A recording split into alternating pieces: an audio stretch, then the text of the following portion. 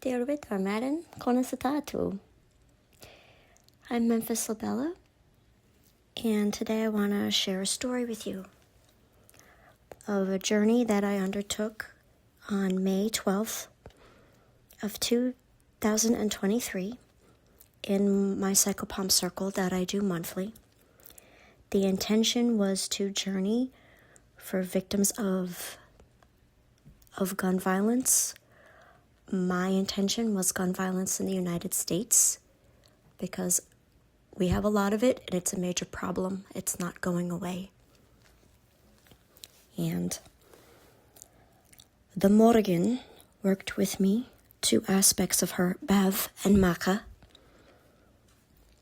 Bav had me ride Maka as a horse. She said we were going to more than one place.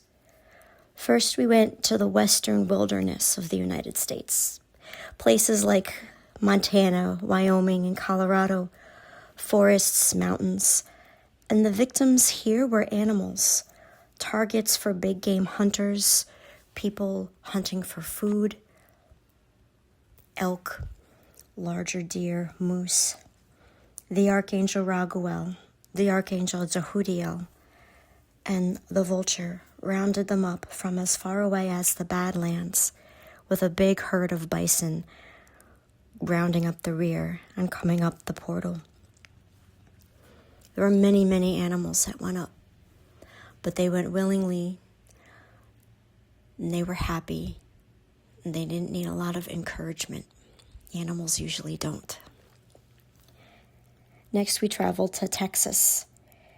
We saw two shooters. They were still alive. Their heads and their hands were twisted up. They shook. They were ill.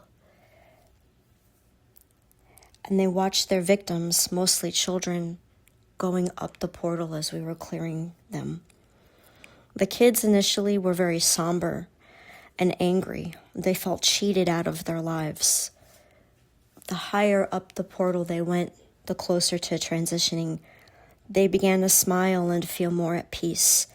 Bullets fell out of them onto the ground, and they were writhing there like worms. Bav stepped on them, and as she did so, the shooters wept with pain and remorse for their actions. One of them said to me his life ended a long time ago, but there would be no mercy, there would be no peace for him. I gave them rose petals from compassion.